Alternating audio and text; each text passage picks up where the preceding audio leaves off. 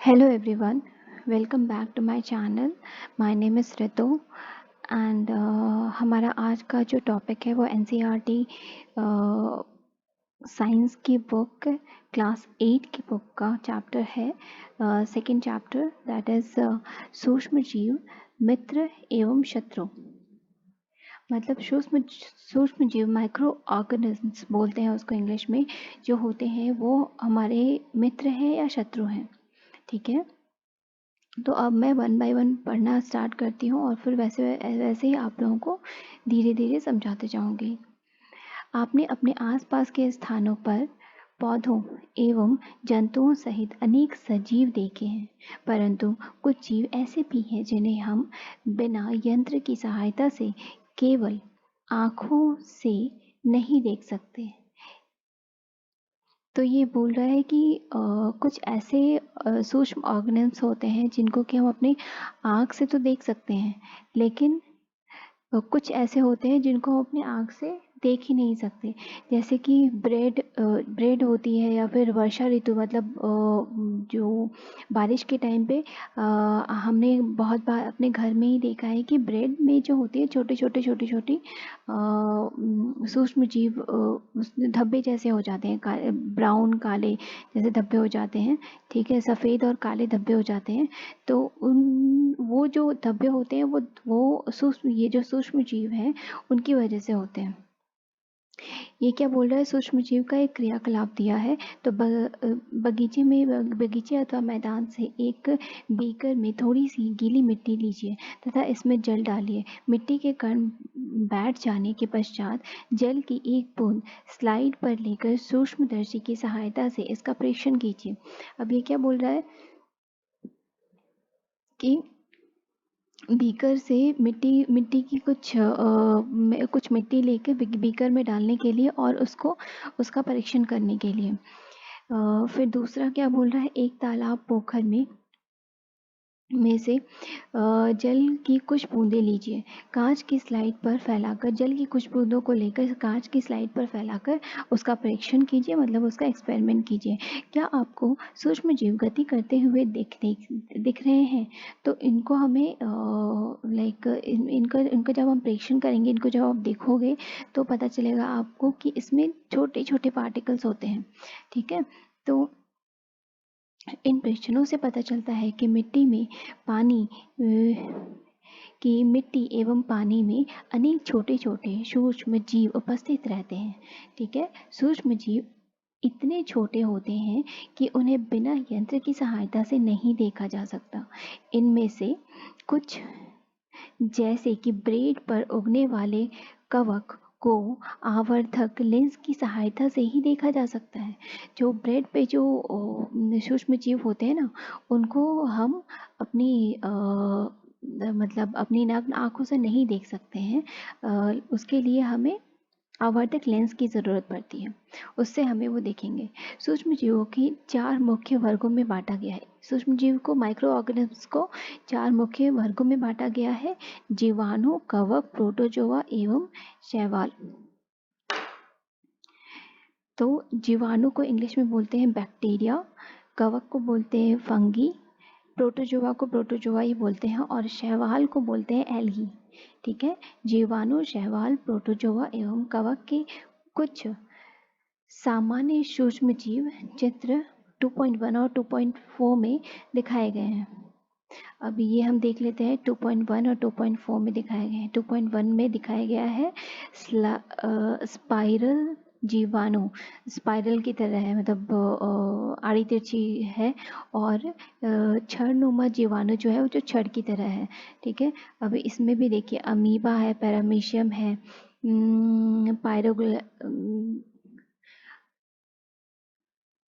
Spirogyra spirogyra है और Chlamydomonas है। ठीक है, राइजोपस, पेनिसिलियम और एस्परजिलस, ये 1 2 3 4 5 6 7 8 9 तरह के ये जीवाणुओं के नाम दिए, 9 तरह के सूक्ष्म जीवों के नाम दिए हुए हैं। ठीक है, अभी ये क्या बोल रहा है कि विषाणु किसको बोलते हैं। अभी कुछ वायरस जो होते हैं वो हमारे लिए दोस्त होते हैं, और कुछ वायरस जो होते हैं वो हमारे लिए, कुछ जो वायरस होते हैं वो हमारे लिए विषाणु होते हैं, मतलब वायरस की तरह काम करते हैं। कुछ जो सूक्ष्म जीव माइक्रो ऑर्गेनिज्म भी जो होते हैं ना, बहुत तरह के होते हैं। ठीक है, तो जो सूक्ष्म माइक्रो ऑर्गेनिज्म में जो विषाणु होते हैं, जो वायरस होते हैं, विषाणु भी सूक्ष्म जीव ही होते हैं। तो ये क्या बोल रहा है कि विषाणु जो होते हैं वो भी माइक्रो ऑर्गेनिज्म ही होते हैं, परंतु वे अन्य सूक्ष्म जीवों से भिन्न होते हैं।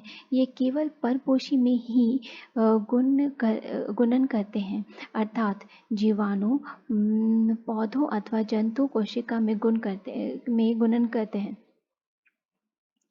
ठीक है, विषाणु चित्र 2.5 में दर्शाए गए हैं। कुछ सामान्य रोग जैसे कि जुकाम, इन्फ्लुएंजा, फ्लू एवं अधिकतर खांसी विषाणु द्वारा होते हैं। कुछ ऐसे रोग जैसे कि पोलियो एवं खसरा भी विषाणु वायरस के द्वारा ही होता है। अतिसार एवं मलेरिया प्रोटोजोआ द्वारा होते हैं। टाइफाइड एवं क्षय रोग जीवाणु, टीबी जो जीवाणु द्वारा होते हैं। क्षय रोग और टीबी जो होता है वो जीवाणुओं के द्वारा होता है। अतिसार और मलेरिया जो होता है वो प्रोटोजोआ के द्वारा होता है। इनमें से कुछ सूक्ष्मजीवों के विषय में आप कक्षा 6 और 7 में पढ़ चुके हैं। ठीक है, तो ये इतने सारे जीवाणु में 2 तरह के होते हैं। ये देखिए दिया गया है, शैवाल में 2 दिया है, प्रोटोजोआ जो है प्रोटोजोआ में 2 दिया है, और कवक में 3 तरह के कवक दिए हैं। ठीक है, अभी आगे बढ़ते हैं। सूक्ष्म जीव कहाँ रहते हैं। सूक्ष्म जीव एक कोशिकीय हो सकते हैं, जैसे कि जीवाणु जो होते हैं वो एक कोशिकीय, एक ही सेल से बने होते हैं। कुछ शैवाल एवं प्रोटोजोआ अथवा बहुकोशिक जैसे कि शैवाल एवं कवक। ठीक है, बहुकोशिकीय जो होते हैं, एक कोशिकीय में जीवाणु होते हैं। कुछ शैवाल तथा प्रोटोजोआ जीवाणु, कुछ शैवाल और प्रोटोजोआ होते हैं वो एक कोशिकीय होते हैं, लेकिन बहुकोशिकीय में शैवाल और कवक आते हैं। कुछ अलग तरह के शैवाल और कवक आते हैं। ठीक है, यह बर्फीली शीत से उष्ण गर्म स्रोतों तक हर प्रकार की परिस्थिति में जीवित रह सकते हैं। ये जो जीवाणु, शैवाल, प्रोटोजोआ होते हैं ये बर्फ की जगह मतलब बर्फीली जगह देशों में तो जीवित रहते ही हैं, बहुत गर्म वाले प्रदेश में भी ये आसानी से जीवित रहते हैं।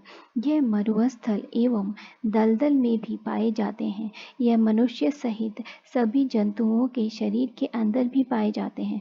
कुछ सूक्ष्मजीव दूसरे सजीवों पर आश्रित होते हैं, जबकि कुछ अन्य स्वतंत्र रूप से पाए जाते हैं। अमीबा जैसा सूक्ष्मजीव अकेले रह सकता है, जबकि कवक एवं जीवाणु समूह में रहते हैं।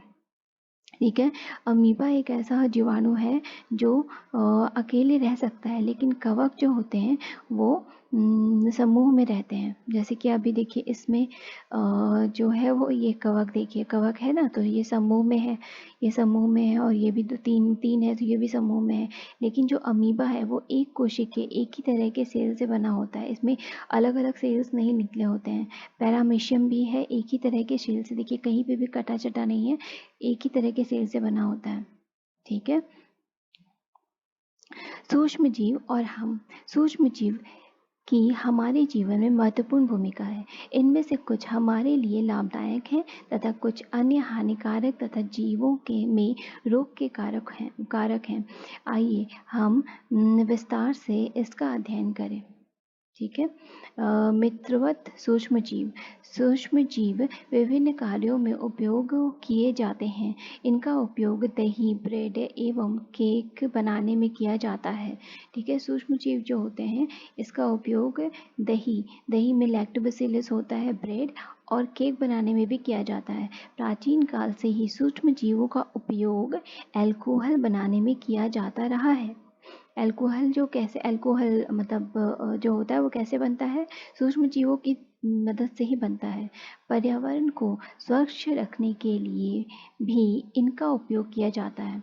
उदाहरण के लिए कार्बनिक अपशिष्ट जैसे सब्जियों के छिलके, जंतु अवशेष, विष्ठा इत्यादि का अपघटन जीवाणुओं द्वारा किया जाता है तथा हानि रहित पदार्थ बनते हैं। स्मरण कीजिए, जीवाणुओं का उपयोग औषधि उत्पादन एवं कृषि में मृदा की उर्वरता में वृद्धि करने में किया जाता है।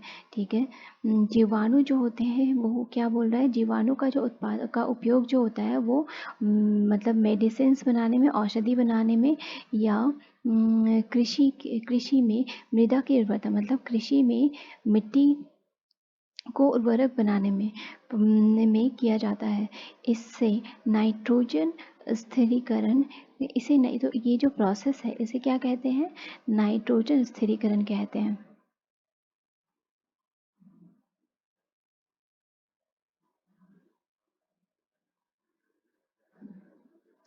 इस प्रक्रिया को नाइट्रोजन स्थिरीकरण कहते हैं।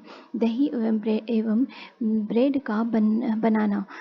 आप कक्षा 7 में पढ़ चुके हैं कि जीवाणु दूध को दही में परिवर्तित कर देते हैं। हमने अपनी माँ को गर्म गुनगुने दूध में थोड़ा सा दही मिलाते हुए देखा है, जिससे दही जम जाता है। हमें आश्चर्य हुआ, ऐसा क्यों?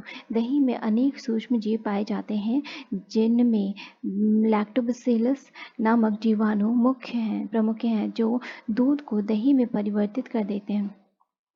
वह दूध में जनन कर उसे दही में परिवर्तित कर देते हैं। जीवाणु पनीर, चीज़, अचार एवं अनेक खाद्य पदार्थों के उत्पादन में भी सहायक हैं। रवा, सूजी, इडली एवं भटूरे का एक महत्वपूर्ण संगठक दही है। ठीक है, रवा, इडली और भटूरे का एक महत्वपूर्ण संगठक जो है वो दही है। दही की मदद से ही रवा, इडली और भटूरे को बनाया जाता है। क्या आप अनुमान लगा सकते हैं कि ऐसा क्यों होता है? एक बर्तन में हाफ किलो, अभी ये क्रियाकलाप बता रहा है, मतलब एक्सपेरिमेंट कर रहा है कि एक बर्तन में हाफ किलोग्राम आटा अथवा मैदा लेकर उसमें थोड़ी सी चीनी डालकर गर्म जल से मिलाइए। इसमें थोड़ी मात्रा 1 चुटकी यीस्ट पाउडर मिलाकर गूँथ लीजिए। अब 2 घंटे बाद क्या देखते हैं आप? 2 घंटे बाद क्या देखते हैं? तो 2 घंटे बाद क्या हो रहा है, देखिए यहाँ पे ये हमने गूँथ के रख दिया और यहाँ पे क्या हो रहा है, ये फूल जा रहा है, मतलब ये मतलब इसमें फर्मेंटेशन हो गया। ठीक है, ये जो यहाँ हमने अभी पढ़ा कि भटूरे में यीस्ट डाला हमने, यीस्ट डाला तो वो ज़्यादा हो गया, ज़्यादा क्वांटिटी में हो गया। अभी वो भटूरा जो है काफ़ी अच्छा बनेगा। ठीक है, यीस्ट तीव्रता से जनन करके श्वसन के दौरान कार्बन डाइऑक्साइड उत्पादित करते हैं। गैस के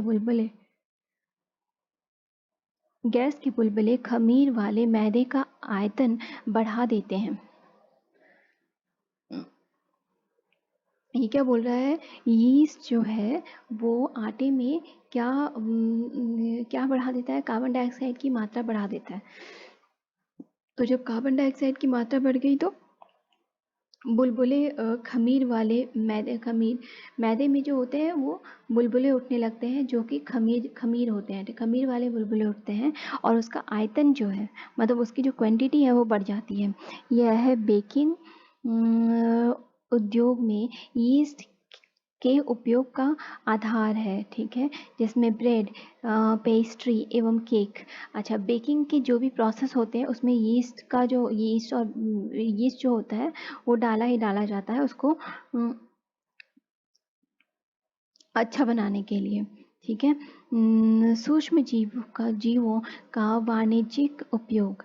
बड़े स्तर पर अल्कोहल, शराब एवं एसिटिक एसिड के उत्पादन में सूक्ष्म जीवों का उपयोग किया जाता है। जौ, गेहूँ, चावल एवं फलों के रस में उपस्थित प्राकृतिक शर्करा में यीस्ट द्वारा अल्कोहल एवं शराब का उत्पादन किया जाता है। ठीक है, तो यीस्ट की मदद से क्या बोल रहा है, शराब का भी अल्कोहल या शराब का भी उत्पादन किया जाता है।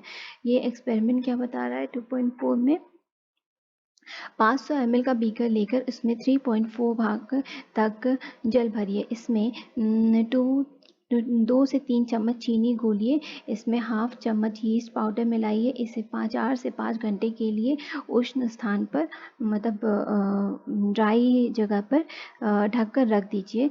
अब विलयन को सूंघ कर देखिए। अब विलयन को सूंघ कर देखने बोल रहा है। यह गंध अल्कोहल है। जो चीनी, यह गंध जो है, ये जो गंध मिलेगा आपको, ये अल्कोहल का मिलेगा, जो चीनी के अल्कोहल में परिवर्तित होने के कारण बना है। अच्छा, चीनी का अल्कोहल के साथ मिलके जो परिवर्तन हुआ उससे वो बन गया है। ठीक है, चीनी के अल्कोहल में परिवर्तन की यह प्रक्रिया किण्वन अथवा फर्मेंटेशन कहलाती है। अभी हमने पढ़ा ना फर्मेंटेशन, तो ये फर्मेंटेशन कहलाती है। ठीक है, लुई पास्चर ने किण्वन की खोज 1857 में की थी। लुई पास्चर जो थे वो वैज्ञानिक थे जिन्होंने किण्वन की खोज जो थी वो 1857 में ही कर ली थी। ठीक है, सबसे पहले की थी। सूक्ष्म जीवों के औषधीय उपयोग। जब कभी आप बीमार पड़ते हैं तो डॉक्टर आपको पेनिसिलिन का इंजेक्शन देते हैं अथवा कोई अन्य प्रतिजैविक की गोली अथवा कैप्सूल देते हैं। इन औषधियों का स्रोत सूक्ष्म जीव है। ये बीमारी पैदा करने वाले सूक्ष्म जीवों को नष्ट कर देती है अथवा उनकी वृद्धि को रोक देती है। इस प्रकार की औषधि को प्रतिजैविक अथवा एंटीबायोटिक कहते हैं। अच्छा, ये क्या बोल रहा है, हम जो एंटीबायोटिक लेते हैं ना, जैसे अभी फीवर हो गया तो फीवर में पैरासीटामोल लेते हैं, पैरासीटामोल के साथ हम एंटीबायोटिक का भी उपयोग करते हैं। तो जब एंटीबायोटिक लेते हैं तो उसके बारे में ही ये बता रहा है। ठीक है, आजकल जीवाणु और कवक से अनेक प्रतिजैवी औषधियों का उत्पादन हो रहा है। स्ट्रेप्टोमाइसिन, ट्रेटासाइक्लिन और एरिथ्रोमाइसिन सामान्य रूप से उपयोग की जाने वाली प्रतिजैविक है जिन्हें कवक एवं जीवाणु से उत्पादित किया जाता है। किसी विशिष्ट प्रकार के सूक्ष्म जीव का संवर्धन करके प्रतिजैविक का उत्पादन किया जाता है जिन्हें अनेक रोगों की चिकित्सा में उपयोग में लाते हैं। ठीक है, सन 1929 मतलब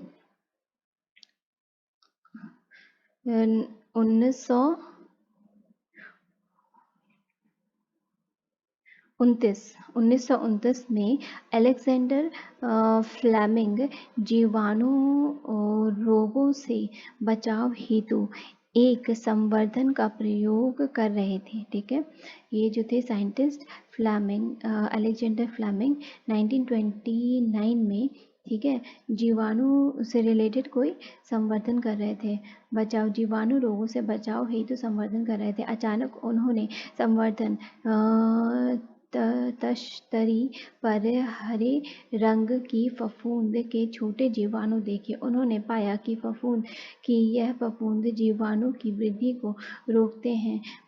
यह तथ्य पाया कि बहुत सारे जीवाणु फफूंद द्वारा मारे गए हैं। इस प्रकार फफूंद से पेनिसिलिन बनाई गई। ओके, तो इस प्रकार से पेनिसिलिन का इन्वेंशन हुआ, पेनिसिलिन बना। ठीक है, पशु आहार एवं कुक्कुट आहार में भी प्रतिजैविक मिलाए जाते हैं जिसका उपयोग पशुओं में सूक्ष्म जीवों का संचरण रोकता है। प्रतिजैविक का उपयोग कुछ पौधों के रोग नियंत्रण के लिए भी किया जाता है। ध्यान रखना चाहिए कि डॉक्टर की सलाह पर ही प्रतिजैविक की दवाएं लेनी चाहिए तथा उस दवा का कोर्स भी पूरा करना चाहिए। यदि आप प्रतिजैविक उस समय लेंगे जब उसकी आवश्यकता नहीं है, तो अगली बार जब आप बीमार होंगे और आपको प्रतिजैविक की आवश्यकता होगी तो वह उतनी प्रभावी नहीं होगी। इसके अतिरिक्त अनावश्यक रूप से ली गई प्रतिजैविक शरीर में उपस्थित उपयोगी जीवाणु भी नष्ट कर देती है। सर्दी, जुकाम एवं फ्लू में प्रतिजैविक प्रभावशाली नहीं है, क्योंकि यह रोग विषाणु द्वारा होते हैं। वैक्सीन टीका अभी पहेली सोच रही है कि शिशु एवं बच्चों को टीका क्यों लगाया जाता है। ठीक है, जब रोग कारक सूक्ष्म जीव हमारे शरीर में प्रवेश करते हैं तो उनसे लड़ने के लिए हमारा शरीर प्रतिरक्षा उत्पन्न करता है। शरीर को यह भी स्मरण रहता है कि वही सूक्ष्म जीव अगर हमारे शरीर में पुनः प्रवेश करता है तो उससे किस प्रकार लड़ा जाए। अतः यदि मृत अथवा निष्क्रिय सूक्ष्म जीवों को स्वस्थ व्यक्ति के शरीर में प्रविष्ट कराया जाए तो शरीर की कोशिकाएं उसी के अनुसार लड़ने के प्रतिरक्षी उत्पन्न करके रोग कारक को नष्ट कर देती है। यह प्रतिरक्षी हमारे शरीर में सदा के लिए बनी रहती है तथा रोग कारक सूक्ष्म जीव से हमारी सुरक्षा करती है। इस प्रकार टीका वैक्सीन जो है वो कार्य करता है। तो वैक्सीन इसलिए हमें लगाना जरूरी है क्योंकि हम कोई भी किसी भी तरह की बीमारी से खुद को बचा सकें। ठीक है, हैजा, क्षय, चेचक एवं हेपेटाइटिस जैसी अनेक बीमारियों को वैक्सीन टीके के द्वारा रोका जा सकता है। इन सब हैजा, क्षय, चेचक और हेपेटाइटिस ईटीसी जैसे बीमारियों से वैक्सीन जो होता है वो हम मनुष्य को बचाता है। एडवर्ड जनरल ने चेचक के लिए 1798 में चेचक के टीके की खोज की थी। तो एडवर्ड जनरल जो थे वो 1798 में उन्होंने चेचक के टीके का इन्वेंशन किया था। आपके बचपन में आपको भी अनेक रोगों से रक्षा करने के लिए टीके वैक्सीन दिए गए होंगे। क्या आप इन रोगों की सूची तैयार कर सकते हैं? इसके लिए आप अपने माता-पिता की मदद ले सकते हैं। सभी बच्चों को इन रोगों से सुरक्षा अथवा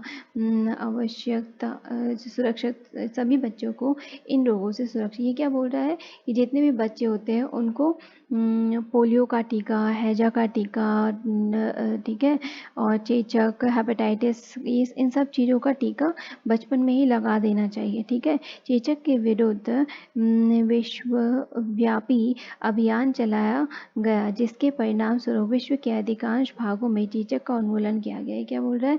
चेचक के लिए बहुत सारे देशों ने मतलब बहुत बार अभियान चलाया गया। ठीक है, और उसमें टीकाकरण गवर्नमेंट ने टीकाकरण मुफ्त का करवाया है। ठीक है, आजकल सूक्ष्म जीवों से टीके का उत्पादन बड़े स्तर पर किया जाता है जिसमें मनुष्य एवं अनेक जंतुओं को अनेक रोगों से बचाया जाता है। अच्छा, जंतुओं में भी ये टीकाकरण किया जाता है जिससे कि उन्हें बहुत सारे रोगों से बचाया जाता है। मिट्टी की उर्वरता में वृद्धि, कुछ जीवाणु एवं नीले हरे शैवाल वायुमंडलीय नाइट्रोजन का स्थिरीकरण कर सकते हैं। ठीक है, इस प्रकार मृदा में नाइट्रोजन का संवर्धन होता है तथा उनकी उर्वरता में वृद्धि होती है। इन्हें सामान्यतः जैविक नाइट्रोजन स्थिरीकरण कहा जाता है। तो जैविक नाइट्रोजन स्थिरीकरण क्या होता है? मिट्टी को उर्वरक बनाने के लिए, अगर मिट्टी जो है वो पौधे उगाने के लिए सक्षम नहीं है तो उनको उर्वरक बनाने के लिए भी हम माइक्रो ऑर्गेनिज्म्स का उपयोग करते हैं। ठीक है, ये बोल रहा है। पर्यावरण का शुद्धिकरण। पर्यावरण का शुद्धिकरण कैसे कर सकते हैं? आप अपने विद्यालय के माली को आपने विद्यालय के माली को देखने आपने विद्यालय के अपने विद्यालय के माली को देखने के पश्चात पहेली बोझों और दूसरे विद्यार्थियों ने घरों व बगीचों में से पत्तियां एवं फल सब्जियों का कचरा एकत्र करके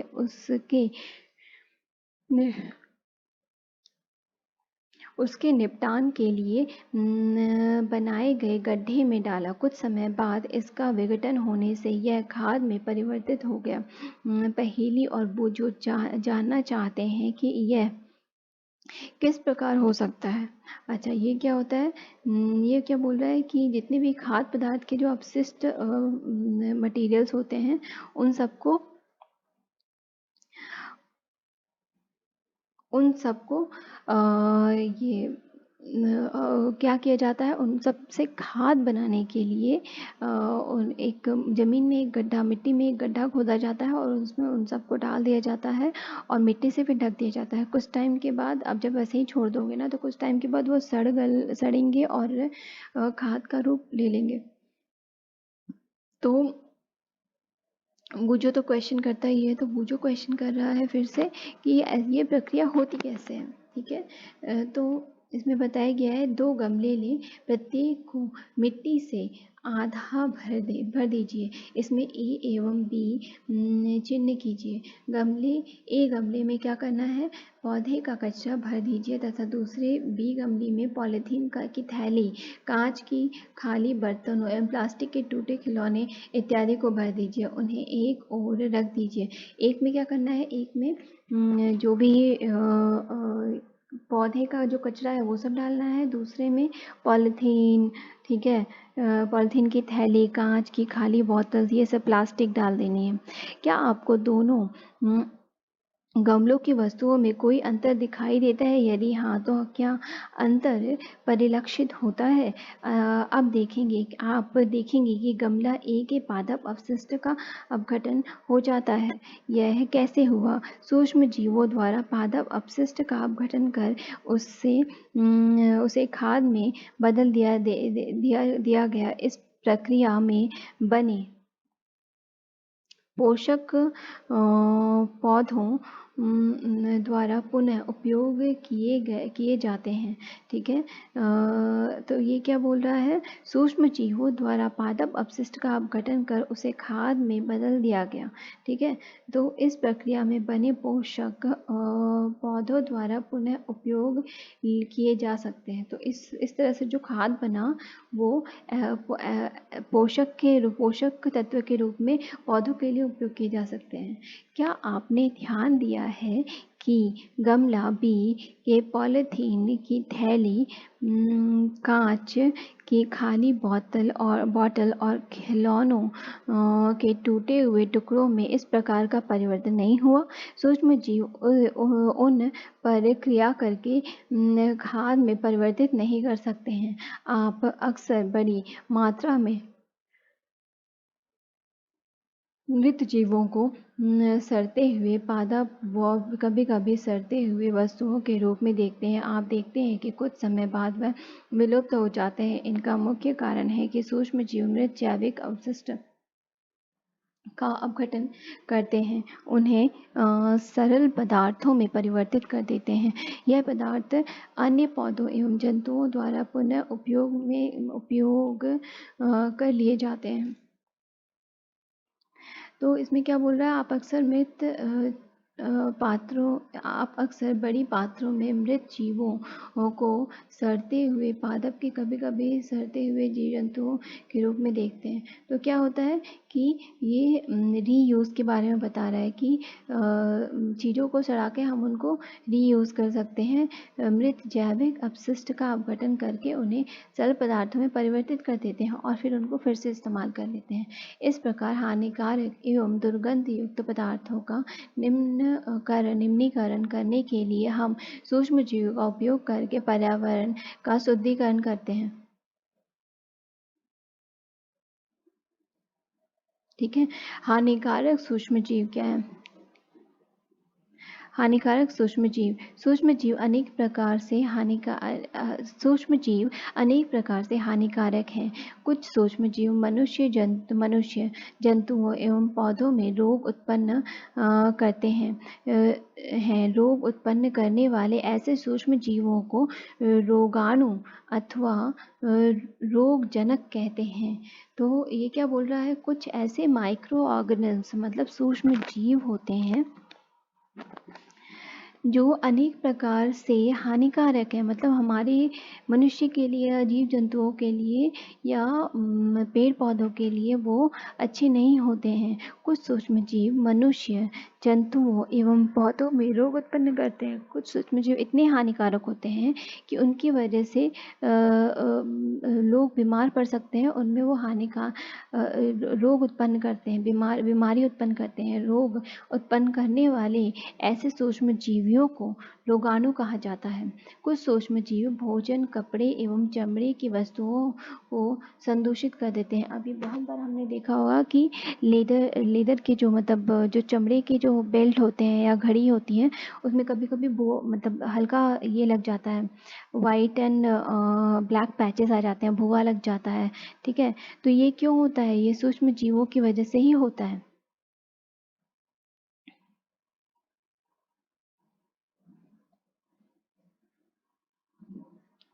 उनकी हानिकारक गतिविधियों के विषय में और अधिक जानकारी प्राप्त करें। ठीक है, तो ये क्या बोल रहा है, आइए उनकी हानिकारक गतिविधि। तो ये जो सूक्ष्म जीव है जो हमारे लिए बहुत हानिकारक है, इसके बारे में बोल रहा है कि जानकारी प्राप्त करते हैं। ठीक है, मनुष्य में रोग कारक सूक्ष्म जीव। मनुष्य में रोग उत्पन्न करने वाले सूक्ष्म जीव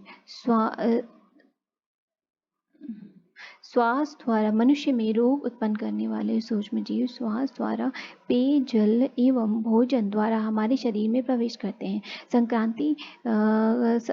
संक्रमित व्यक्ति अथवा जंतु के सीधे संपर्क में आने पर भी रोग का संचरण हो सकता है। सूक्ष्म जीवों द्वारा होने वाले ऐसे रोग जो एक संक्रमित व्यक्ति के स्वास्थ्य से स्वस्थ व्यक्ति में वायु, जल, भोजन अथवा कायिक संपर्क द्वारा फैलते हैं, संचरणीय रोग कहलाते हैं। इस प्रकार के रोगों के मुख्य उदाहरण हैं हैजा, सामान्य सर्दी, जुकाम और चिकन पॉक्स। तो ये जो सूक्ष्म जीव होते हैं जिनकी वजह से मनुष्य में हानिकारक रोग आते हैं, वो है संचरणीय रोग कहलाते हैं। और जिसकी वजह से हैजा, सामान्य सर्दी, जुकाम और चिकन पॉक्स एवं क्षय रोग जैसे रोग होते हैं। जब जुकाम से पीड़ित कोई व्यक्ति छींकता है तथा सूक्ष्म बूंदों के साथ हजारों रोग कारक वायरस, विषाणु भी वायु में आ जाते हैं। यह वायरस श्वास के साथ ली जाने वाली वायु के साथ शरीर में प्रवेश कर जाता है। ओके, तो ये क्या बोल रहा है कि ये जो रोग कारक वायरस हैं, जो विषाणु होते हैं, ये किस तरह से आते हैं? या तो हम जो सांस लेते हैं उससे हमारे नाक के द्वारा या मुंह के द्वारा हमारे शरीर में प्रवेश कर जाते हैं और हमें गलत इफेक्ट देते हैं। ठीक है, गलत तरीके से इफेक्ट करते हैं। तब अभी वो जो क्वेश्चन कर रहा है, तब आप संचरणीय रोगों का फैलना किस प्रकार रोकते हैं? पहले इस पे आंसर करिए। हमें छींकते समय और मुंह एवं नाक पर अपने मुंह और नाक पर एक रुमाल रख लेना चाहिए। अच्छा तो यही है कि संक्रमित व्यक्ति से पर्याप्त दूरी बनाए रखनी चाहिए। ठीक है, कुछ कीट एवं जंतु ऐसे भी हैं जो रोग कारक सूक्ष्म जीव के रोग वाहक का कार्य करते हैं। ठीक है, कुछ जो कीट होते हैं या जंतु होते हैं ऐसे भी होते हैं जो रोग वाहक का कार्य करते हैं। ठीक है, घरेलू मतलब रोग से हमें मुक्त करते हैं। घरेलू मक्खी इसका एक उदाहरण है। मक्खी कीड़े एवं जंतु अपशिष्ट पर बैठती है, रोगाणु उसके शरीर पर चिपक जाते हैं। अच्छा, ये क्या बोल रहा है, कुछ कीट और जंतु जो होते हैं उसकी वजह से रोग को फैलने की वजह वो जो जीव और जंतु होते हैं। ठीक है, जैसे कि मक्खी क्या होता है, बाहर कूड़े करकट पे बैठती है और फिर वही मक्खी हमारे घर में भी आ जाती है और हमारे खानों पर, हमारे बर्तन पर बैठती है और फिर रोग फैलाती है। ठीक है, अतः यह सलाह दी जाती है कि भोजन को सदा, ये क्या बोल रहा है, भोजन को हमेशा ढक कर रखना चाहिए, तभी ये नहीं फैलेगा। ये जो रोग है वो मक्खी वगैरह इस तरह के कीट या जंतु से नहीं फैलेगा। मादा एनोफ्लीस जो है मच्छर, इसका अन्य उदाहरण है। मच्छर प्लाज्मोडियम मलेरिया परजीवी का वाहक है। मादा एडिस मच्छर डेंगू के वायरस का वाहक है। हम मलेरिया अथवा डेंगू का नियंत्रण किस प्रकार कर सकते हैं?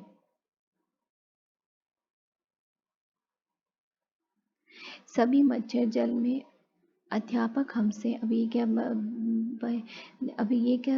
किस तरह का मच्छर है? एनोफिलीस मच्छर है, वो उसका चित्र दिया हुआ है। ठीक है, अध्यापक हमसे पहेली बोल रही है। अध्यापक हमसे ऐसा क्यों कहते हैं कि अपने आसपास पानी एकत्रित ना होने दें। ठीक है, सभी मच्छर क्यों, क्योंकि मच्छर जो होते हैं वो जब उनके जब बच्चे होते हैं तो वो पानी में बैठकर ही देते हैं, इसलिए वो पानी को बोलते हैं बहुत टाइम तक उसको ऐसे ही बकेट में या बाल्टी में नहीं रखना चाहिए। तो ये क्या बोल रहा है, सभी मच्छर जल में उत्पन्न होते हैं। ठीक है, हमें पानी को कहीं भी रुका नहीं रहने देना चाहिए। कूलर, टायरों एवं फूलदानों इत्यादि में कहीं भी जल को एकत्र ना होने दें। अतः अपने आसपास के स्थानों को स्वच्छ एवं शुष्क रखकर हम मच्छरों को पैदा होने से रोक सकते हैं। ऐसे उपायों की सूची बनाने का प्रयास कीजिए जिसे अपनाकर मलेरिया को फैलने से रोका जा सकता है।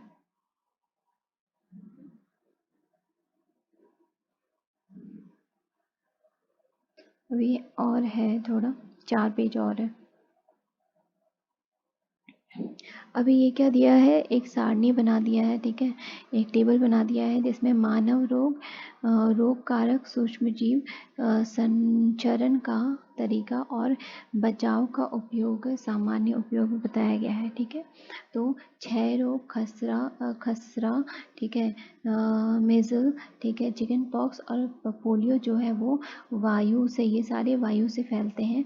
पोलियो जो है वो जल से फैलता है, चिकन पॉक्स जो है वो सीधे संपर्क से फैलता है। ठीक है, तो क्षय रोग जो होते हैं वो जीवाणु की वजह से होते हैं। खसरा जो होता है वो वायरस की वजह से, चिकन पॉक्स और पोलियो भी वायरस की वजह से होता है। इससे बचाव कैसे किया जा सकता है? रोगी व्यक्ति को पूरी तरह से अन्य व्यक्तियों से अलग रखना, रोगी की व्यक्तिगत वस्तुओं को अलग रखना, उचित समय पर टीकाकरण करना। ठीक है, अभी हैजा और टाइफाइड जो होता है वो जीवाणुओं से फैलता है। ठीक है, जल, भोजन, हैजा जो होता है वो खराब तरीके का प्रदूषित जल और भोजन खाने से होता है। टाइफाइड जो होता है वो जल की वजह से होता है।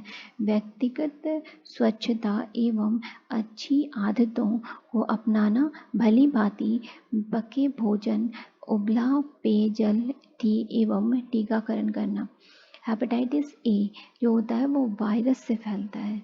ठीक है, जो जल के प्रदूषित होने से फैलता है।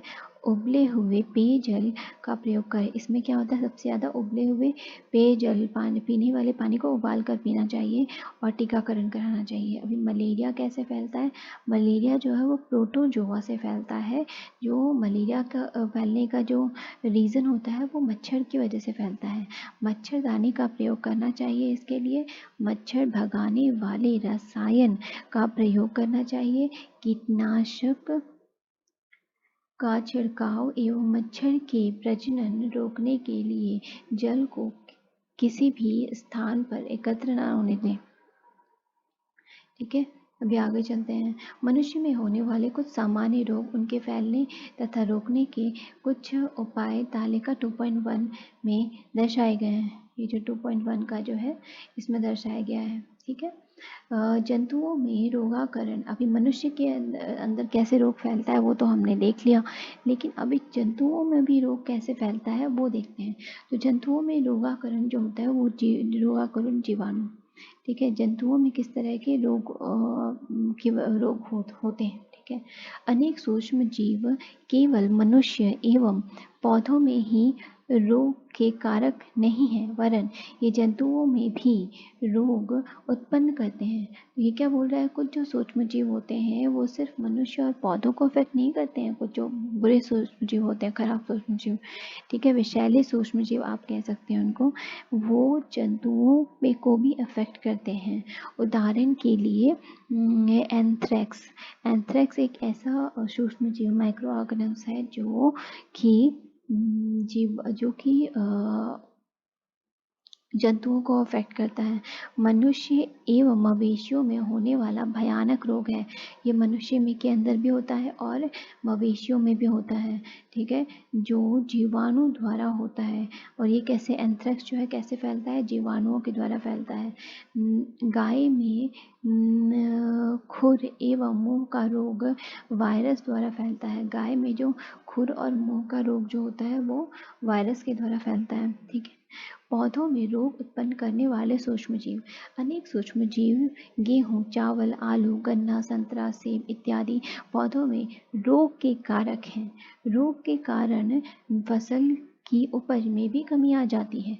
तालिका 2.2 में कुछ पादप रोग दर्शाए गए हैं। कुछ रसायनों का प्रयोग करके इन सूक्ष्म जीवों पर नियंत्रण पाया जा सकता है। अभी तालिका 2.1 में क्या है, 2.2 में क्या है, सूक्ष्म जीवों द्वारा पौधों में होने वाले कुछ सामान्य रोग। ठीक है, नींबू कैंकर जो होता है वो पादप रोग में होने वाले ये रोग हैं। नींबू कैंकर बोलते हैं उसको। तो ये जीवाणु से फैलता है और वायु में फैलता है। अच्छा, ये जो है, ये देखिए चित्र में दिखाई गया जो ब्लैक ब्लैक हो गया है ना, काला काला, वो है। ठीक है, गेहूं की यीस्ट कवक की वजह से फैलता है। ठीक है, वायु एवं बीज, वायु से फैलता है और बीज से फैलता है। भिंडी की पत्ती में जब वायरस जो खराब होती है वो वायरस की वजह से होती है और वो कीड़े के चढ़ने की वजह से, कीट की वजह से होती है। खाद विषाक्तन, फूड पॉइजनिंग क्या होता है, अभी फूड पॉइजनिंग हो नहीं जाता है किसी किसी को। तो फूड पॉइजनिंग क्या है, वो जो कि एक मित्र ने उसे एक पार्टी में आमंत्रित किया, वहाँ उसने अनेक प्रकार के व्यंजन खाए। घर आने पर उसे वमन, उल्टी होने लगी। उसे अस्पताल में लाया गया। डॉक्टर ने बताया कि यह खाद्य विषाक्त के कारण होने वाली स्थिति है।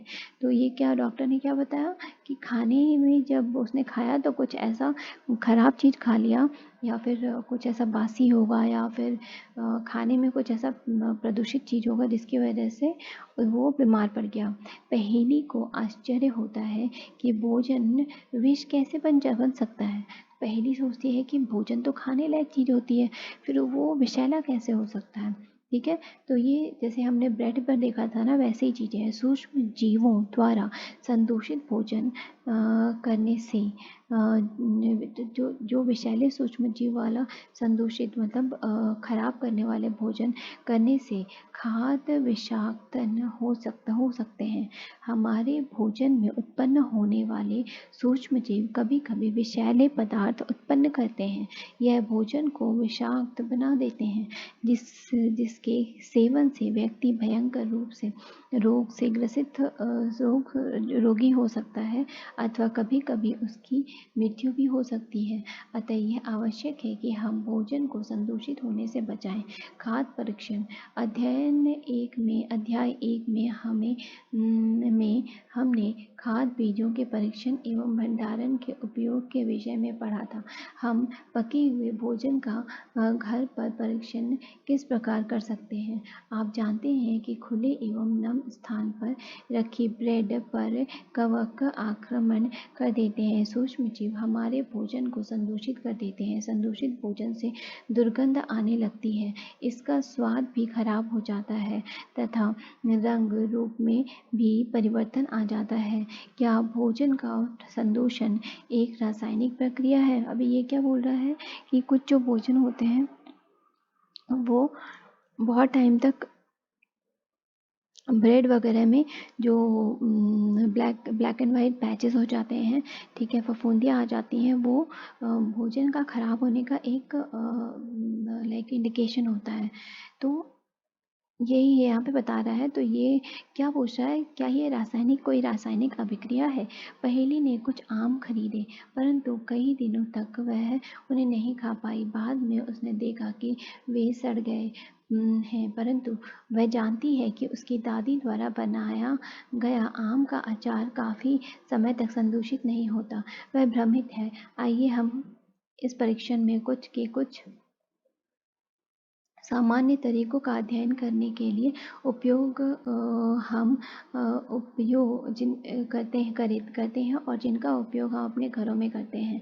इसमें हम इन्हें सूक्ष्म जीवों से बचाव के उपयोग के लिए उपयोग कर सकते हैं। तो पहली ये बोलती है कि उसने आम रखा था, सोच रही है वो कि जब उसने आम बहुत दिनों तक रख दिया तो वो सड़ गया, लेकिन वहीं जब उसकी दादी माँ ने अचार बनाया, अचार भी तो बहुत दिन तक रखा लेकिन फिर वो नहीं सड़ा। ठीक है, तो ये किस रीजन से होता है वो बताया गया है।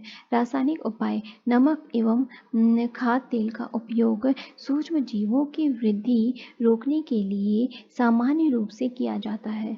ठीक है, अतः इन्हें परीक्षक कहते हैं। नमक और खाद्य तेल एक ऐसे चीज़ होते हैं जिससे हम चीज़ों को बहुत दिनों तक अच्छे से, मतलब कोई भी खाद्य पदार्थ को, खाने वाली चीज़ों को हम बहुत दिनों तक स्टोर करके अच्छे से रख सकते हैं। हम नमक अथवा खाद्य अम्ल, अचार में भी बहुत सारा नमक पड़ता है, इसलिए वो खराब नहीं होता है। हम नमक एवं खाद्य अम्ल का प्रयोग अचार बनाने में करते हैं जिसमें सूक्ष्म जीवों की वृद्धि नहीं होती। सोडियम बेंजोएट एवं सोडियम मेटा बाइसल्फेट सामान्य परीक्षण है। जैम एवं स्क्वैश बनाने में इन रसायनों का उपयोग उन्हें संदूषित होने से बचाता है। ठीक है, जैम भी इसी तरह से बनाया जाता है और स्क्वैश भी इसी तरह से बनाया जाता है, जो इसकी वजह से, नमक की वजह से वो खराब नहीं होते हैं। नमक द्वारा परीक्षण, सामान्य नमक का उपयोग मांस एवं मछली के परीक्षण के लिए काफ़ी लंबे अरसे तक किया जा रहा है। जीवाणु की वृद्धि रोकने के लिए मांस तथा मछली को सूखे नमक से ढक देते हैं। नमक का उपयोग आंवला एवं इमली के परीक्षण में भी किया जाता है। अभी क्या बोल रहा है, मछली और मांस को बहुत दिनों तक बचाए रखने के लिए या अच्छा रखने के लिए उसको क्या करते हैं, नमक से ढक देते हैं जिससे कि वो बहुत दिनों तक स्टोर होके रह जाता है। ठीक है, आम, आंवला और जितने भी तरह के अचार बनते हैं ना, उसमें जो कि हम बहुत नमक डालते हैं इसलिए वो बहुत दिनों तक अच्छे से रह जाता है। चीनी द्वारा परीक्षण, जैम, जेली एवं स्क्वैश का परीक्षण चीनी द्वारा किया जाता है। चीनी के प्रयोग से खाद्य पदार्थ की नमी में कमी आती है, जो संदूषण करने वाले जीवाणुओं की वृद्धि को नियंत्रित करता है। ठीक है, तो चीनी, नमक, तेल, ये चीनी, नमक और तेल ये ऐसी चीज़ें हैं जिनकी वजह से हम किसी भी पदार्थ को आराम से काफ़ी दिनों तक स्टोर करके रख सकते हैं। तेल भी ऐसे ही है, तेल एवं सिरका द्वारा परीक्षण। ठीक है, तेल एवं सिरके का उपयोग अचार को संदूषण से बचाने के लिए किया जाता है, क्योंकि इसमें जीवाणु जीवित नहीं रह सकते, मर जाते हैं इसमें जीवाणु। ठीक है, सब्जियां, फल, मछली एवं मांस का परीक्षण भी इसी विधि के द्वारा किया जाता है। ठीक है, गर्म एवं ठंडा करना। आपने अपनी माँ को दूध उबाल कर रखते हुए देखा होगा। उबालने से अनेक सूक्ष्म जीव नष्ट हो जाते हैं। इस प्रकार हम अपना भोजन रेफ्रिजरेटर में रखकर, तो ये क्या बोल रहा है, सबसे पहले तो हो गया रासायनिक उपाय में नमक, तेल, चीनी, सिरका, और फिर किसी भी पदार्थ को या तो बहुत गर्म करके रख दो या फिर बहुत ठंडा ठंडा करके फ्रीज में रख दो।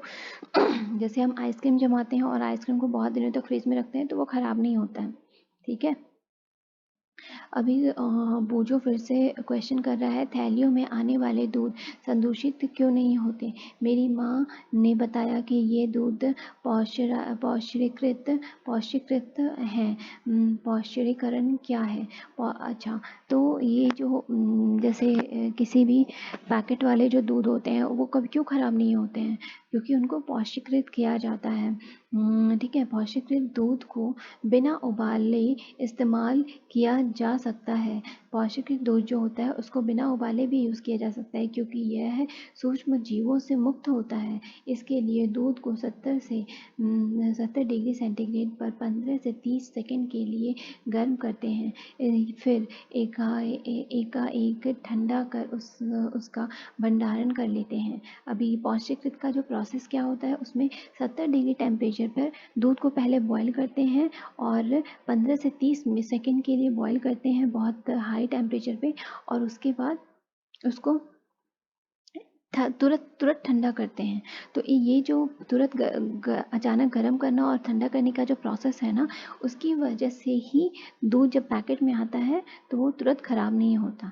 ऐसा करने से सूक्ष्म जीवों की वृद्धि रुक जाती है। इस प्रक्रिया की खोज लुई पॉस्चर, इसकी खोज किसने की थी? लुई पॉस्चर ने की थी, नामक वैज्ञानिक ने की थी। इसलिए इसे पौष्टिरीकरण कहते हैं। भंडारण एवं पैकिंग।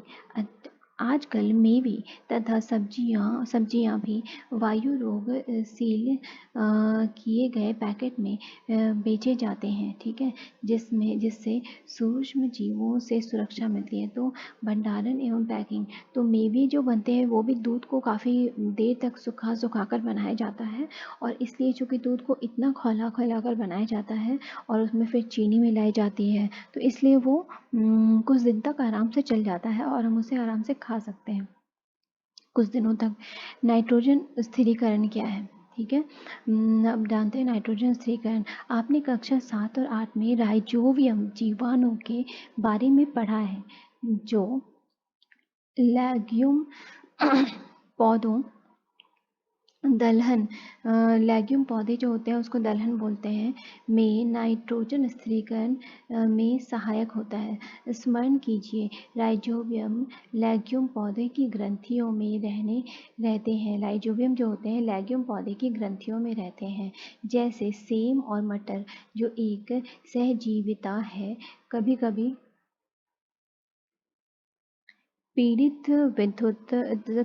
तड़ित विद्युत द्वारा भी नाइट्रोजन का स्थिरीकरण होता है, परंतु आप जानते हैं कि नाइट्रोजन की मात्रा वायुमंडल में स्थिर रहती है। आपको आश्चर्य होगा कि यह कैसे संभव है। आइए इसके विषय में अगले भाग में समझते हैं। अभी ये वायुमंडल में नाइट्रोजन की मात्रा के बारे में बता रहा है, ठीक है। नाइट्रोजन चक्र क्या है, ठीक है। हमारे वायुमंडल में 78% नाइट्रोजन गैस है। हमारे जो पूरा वायुमंडल है उसमें जो हम सांस लेते हैं उसमें 78% जो है, 100 में जो 78वां भाग है, 78 भाग है वो नाइट्रोजन का ही है। मतलब 78 भाग जो है नाइट्रोजन का है, और उसके अलावा ऑक्सीजन और कार्बन डाइऑक्साइड होता है और हीलियम भी होता है, ठीक है। नाइट्रोजन सभी सजीवों का आवश्यक संघटक है, जो प्रोटीन, पर्णहरित, क्लोरोफिल, न्यूक्लिक एसिड एवं विटामिन में उपस्थित होते हैं। पौधे एवं जंतु वायुमंडलीय नाइट्रोजन का उपयोग सीधे नहीं कर सकते हैं, ठीक है। पौधे और जंतु जो होते हैं वायुमंडलीय ऑक्सीजन, नाइट्रोजन जो होते हैं वो सीधे नहीं ले पाते हैं। तो ये कैसे लेते हैं? मिट्टी में उपस्थित जीवाणु व नीले हरे शैवाल वायुमंडलीय नाइट्रोजन का स्थिरीकरण करके नाइट्रोजन यौगिकों में परिवर्तित कर देते हैं। जब नाइट्रोजन इस प्रकार उपयोगी यौगिकों में परिवर्तित हो जाता है, पौधे इसका उपयोग मिट्टी में से जड़ तंत्र द्वारा करते हैं। इसके पश्चात अवशोषित नाइट्रोजन का उपयोग प्रोटीन एवं अन्य यौगिकों के संश्लेषण में करते हैं। पौधों एवं पर निर्भर करने वाले जंतु उनसे प्रोटीन एवं अन्य नाइट्रोजनी यौगिक प्राप्त करते हैं। पौधों एवं जंतुओं की मृत्यु के बाद मिट्टी में उपस्थित जीवाणु एवं कवक नाइट्रोजन अपशिष्ट को नाइट्रोजनिक यौगिकों में परिवर्तित कर देते हैं। तो ये क्या बोल रहा है? पौधे और जंतुओं की मृत्यु, जो कि हमने पहले ही चैप्टर में पढ़ा था, ठीक है। पौधे और जंतु जब मर जाते हैं तो वो मिट्टी में मिलते हैं और मिट्टी में फिर नाइट्रोजन की मात्रा को बढ़ाते हैं, और जब हम मिट्टी में पौधा उगाते हैं और मिट्टी में पानी डालते हैं तो वो पानी जो है वो धीरे धीरे पेड़ के सारे सिरों तक पहुंचता है, और उसी तरह से नाइट्रोजन भी पेड़ तक पहुंच पाता है, ठीक है। जो पौधे द्वारा पुनः उपयोग किया जाता है, ठीक है। नाइट्रोजन यौगिक में परिवर्तित कर दिया जाता है और ये फिर पौधों के द्वारा उपयोग किया जाता है। कुछ विशिष्ट जीवाणु नाइट्रोजन यौगिकों को नाइट्रोजन गैस में परिवर्तित करते हैं, जो वायुमंडल में चलती रहती है। अच्छा, कुछ जो जीवाणु होते हैं वो नाइट्रोजन यौगिक से नाइट्रोजन गैस बनाते हैं। कुछ तो मिट्टी में पौधों को मिल जाता है और कुछ जो होता है वो वायुमंडल में चला जाता है। तो वो जो होता है वो वायुमंडल में जाके नाइट्रोजनी यौगिक बनाते हैं। परिणामतः वायुमंडल में नाइट्रोजन की मात्रा लगभग स्थिर रहती है। अच्छा, तो इस प्रोसेस की वजह से नाइट्रोजन की मात्रा जो है वो स्थिर होती है वायुमंडल में, ठीक है। तो ये एक साइकिल दे दिया है नाइट्रोजन चक्र। तो ये कैसे दिया है? वायुमंडलीय नाइट्रोजन का जीवाणु एवं नीले हरे शैवाल द्वारा स्थिरीकरण, ठीक है। वायुमंडल में जो नाइट्रोजन होता है वो जीवाणु एवं नीले हरे शैवाल जो मिट्टी में पाए जाते हैं वो ग्रहण करते हैं। उसके बाद जीवाणु द्वारा स्थिर नाइट्रोजन को नाइट्रोजन यौगिकों में परिवर्तित करता है। नाइट्रोजन यौगिक बनाते हैं वो जीवाणु, ठीक है। मिट्टी में उपस्थित नाइट्रोजन के यौगिक, तो मिट्टी में उपस्थित नाइट्रोजन के तो मिट्टी में चले जाते हैं। मिट्टी में जो उपस्थित नाइट्रोजन के यौगिक होते हैं वो पौधों द्वारा अवशोषित किया जाता है, एक ये हो गया। और कुछ जो जीवाणु द्वारा नाइट्रोजन यौगिक, अच्छा, दो तरह का हो गया, एक तो पौधे में चला गया और दूसरा हो गया जो वायुमंडल में नाइट्रोजन गैस बन के उड़ गया, ठीक है। तो जो पौधे में चला गया वो जंतुओं द्वारा पौधों को खाना, उत्सर्जन एवं जीवों की मृत्यु द्वारा उत्पन्न नाइट्रोजन अपशिष्ट। तो ये फिर से साइकिल ही बन गया, मतलब पौधे में गया, पौधों में नाइट्रोजन मिल गया, नाइट्रोजन को जब जंतुओं ने खाया तो जंतुओं में चला गया, और जंतु जब मृत्यु होती है तो वो वापस से मिट्टी में मिल जाते हैं, और मिट्टी में मिलने के बाद वापस से वो नाइट्रोजन मिट्टी में जाता है और फिर से उसको वापस से मिट्टी में आता है। तो ये साइकिल चलता रहता है। तो ये वायुमंडलीय नाइट्रोजन का ये पूरा साइकिल है, ठीक है। तो अगला जो चैप्टर है वो हम थर्ड चैप्टर पढ़ेंगे। ठीक है, यहाँ तक आई होप कि आप लोगों को समझ में आया होगा। और मैं यही चाहूँगी कि आप लोग मेरे चैनल को लाइक शेयर और सब्सक्राइब करें। Thank you.